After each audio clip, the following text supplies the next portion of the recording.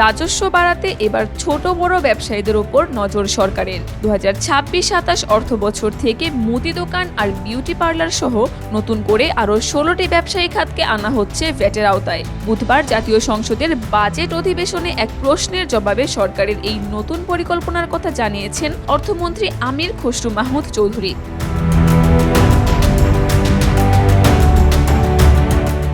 সংসদ সদস্য সেলিনা সুলতানার প্রশ্নের জবাবে অর্থমন্ত্রী করের আওতায় আসতে চাওয়া 16টি খাতের তালিকা প্রকাশ করেন। এই তালিকায় মুদি দোকান ও বিউটি পার্লারের পাশাপাশি রয়েছে তৈরি পোশাক ও কাপড়ের দোকান, কনফেকশনারি, কসমেটিক্স, জুতার দোকান, ফার্নিচার এবং মিষ্টির দোকান ও রেস্তোরাঁ।